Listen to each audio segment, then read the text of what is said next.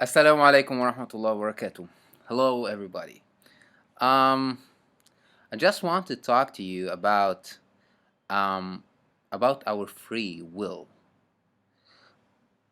Are we really free? Do we really live our choices, or do we live the choices of others? Um, are we really responsible of the choices we do?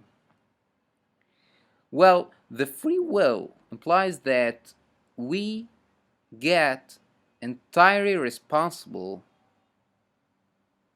for our choices. So that's why we have to do our choices ourselves. So that's why we have to think in things before doing them. We have to think in our beliefs before going after them, before believing them. So everything should be stated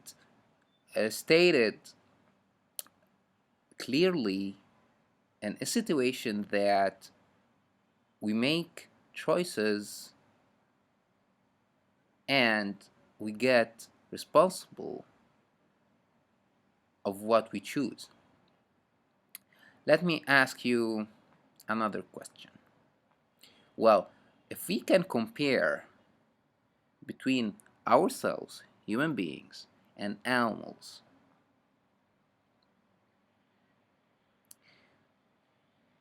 of course, we are in a higher rank than animals. Okay, another questions. See, the mountains. Of course, we are better than the mountains.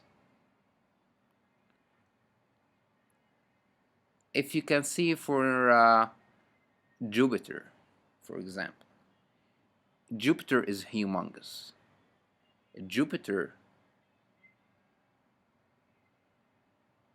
is way bigger than Earth. And still, we human beings, we are better than Jupiter. Well, if we see the sun, the biggest thing in the solar system, we human beings are better than the sun. We're better than anything. It doesn't matter how big that thing or how beneficial that thing is. We're better than that thing. We're better than anything in the universe. Because we have the free will and we have responsibility upon our free will. Well, and after that, let me tell you a message. And you use your free will, but empty your mind from anything and just think. Think in the choices you choose. Well, here's the message. The message is, have you ever thought that how come there are different religions? In fact, there are no different religions. The fact is, there is one religion because there is one God. If you thought a little bit in the universe, clearly, with a clear state of mind, you'll get to a conclusion that there is only one God. And that means that there is one religion. It doesn't make sense that one God makes one universe with one system, with one set of rules, and he create creatures, and he create human beings, and only human beings that have religion. Animals does not have religion. What's the religion of the animals? What's the religion of the ants? What's the religion of the fish? What's the religion of the rocks? They have no religion. Only human beings have religion. So what makes sense is the one God have one religion. However, human beings are not one. Human beings 14th century ago were not as the human beings now. Like, come on. You're watching me now on YouTube. You never know me, you never see me. Maybe I'm dead by now. You are watching this video. But still, you are watching this video. 20 centuries ago, human beings can never accept the idea that even this can be possible. So they were different. Think about human beings 100 centuries ago. Did they have religion or not? Well, of course they had religion, because a human being needs a religion to live. But the religion is one. However, the message to those people lived in that era, the way and the structure, how that message is built to deliver or to educate the single one religion, of course, should have been different than the messages and documents and books and ways to explain the single one religion to those people who came afterwards.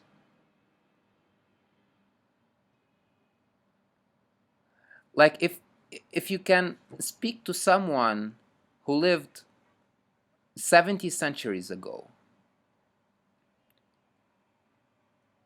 you cannot convince them with matter of facts that we have. A lot of things in our life now, it's a matter of fact. For them, it's something unusual, something they never heard about before. So that's why their difference in messages and difference in the way the religion is communicated to people according to the era that people lived in. But the religion is one, because God is one. And if you believe in that, you have to think about one other question. And that question is, why are we living? Maybe you have came through that question in your mind before. Maybe you have not. But that's a very critical question. What is our purpose? Why is this life? Let me think with you. If you're gonna die, and that's a matter of fact, that's a given. We are not eternal. Are we? No, we're not eternal. We'll die. We'll be buried. We'll be buried under the ground. We'll be buried in earth. So, why are we living? Why are we surviving? Why are we fighting? Why are we doing the actions we do if we're gonna die? Whenever we die, it doesn't matter for us anymore. What's the benefit that you do something that exists after you die? You're already dead. You're not gonna benefit from it anymore. Are you? Well, the truth is that yes, you are. Because you're not gonna die and that's it. Death is a transition between our life and our bodies on earth and our lives in the afterlife. Well, well, in the afterlife, it is eternal. But you can't use your free will there anymore. You have your single life on earth to do your actions, and you make choices and you make decisions upon your free will, and you carry its responsibility and consequences all through. In the afterlife, you can do actions upon your free will because you've already done your actions while living this life. In the afterlife, you'll be judged for your choices. You'll be judged for how you spent your time, how you spent your energy, how you spent your money, how you spent your your knowledge, how you used your mind, how you used your free will. And upon that judgment, which is based upon your actions and how you use your free will in this life, there are two ways. Either you'll be punished for eternity, endlessly, or you live in a prosperous paradise forever, for infinity. Time really vanishes because time doesn't make any sense in comparison to infinity. So, how to choose where you're gonna stay there in afterlife? It's your choice. Use your free will. But think very carefully and do your homework and job, because one day will come and regretting will make no benefit at all. You cannot regret because you cannot relive this life again. You cannot change your actions. You cannot change the past. Whatever you did is done. Regretting there in the afterlife can do you no benefit at all. So, if you believe in one God, so it makes sense that it's one religion. Death is truth. Death is true, I mean. Resurrection is true. Day of judgment is true. Hell is true. Paradise is true. You have a free will to choose is true.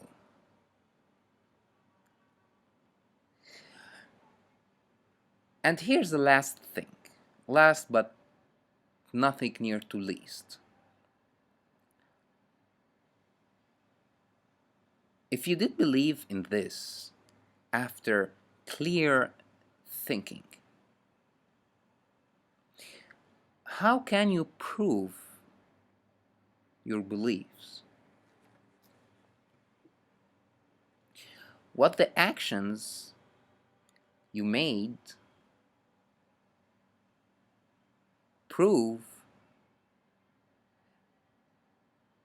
the choices you choose in believing in those things.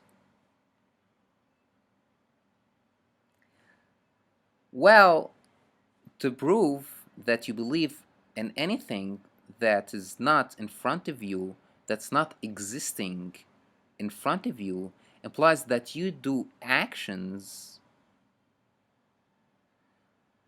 as if those things exist while they do not. And how to do that? Well, this needs another video to explain that.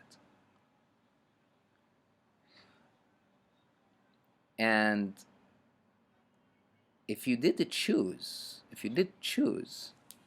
then you need to know which document or which book or which message that's compatible with the era you're living, is compatible to what human being you are now, to communicate with you and explain with you the religion, the only one religion, to explain to you how can you prove your belief is true. So, if you get to the point that you think and you want to know which book or which message delivers for you or explains for you the religion the best, it needs another video to tell you how to put your criteria and how to choose. I'm not gonna tell you, oh, that book is better than that one, but I'll help you use the criteria. It's 3 o'clock. Okay, use the criteria that you can measure upon which book or which message you follow.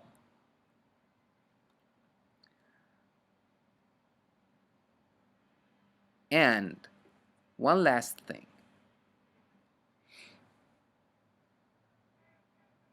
If you did believe and you did do actions to prove your belief in the afterlife, and the actions are in this life, but you are gonna prove it in the afterlife. And if you did know which document, which book, which message to follow, you need to be dedicated a little bit for your belief, to do actions that will make for you a place to stay there in the afterlife. For example, you're a very good person and you make good. And by the way, what makes the good good and what's make the bad bad? What's the measurement? What's the threshold? What's the cutoff point? What is the ruler? What's the unit of good? What's the unit of bad? Well, this needs another video too, but if you're a really good person and you're doing good actions and you believe that you're not gonna go to the hell, well, okay, you're gonna go to the paradise, but which actions you did built for you a place that you will live in the paradise? Do you think that you have a place there waiting for you? Do you think that you come to this life born and you live where your parents lived, but Your parents worked and spent time, spent money, spent their life to build the place they are living in. And as you grow up, you spend your life, you spend your time, you spend your actions, you spend your effort, you spend your energy to make a place for yourself to stay in this life, which will vanish soon. You'll die, and your life will vanish. But you have to use your time and your energy and your actions while living this life before dying, not only to build for yourself a place to stay in this life on earth, but also to build for yourself a place to stay there in the afterlife where there are no actions.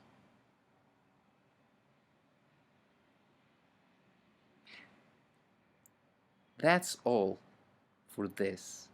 Thank you very much, and Assalamu alaikum wa rahmatullahi wa barakatuh.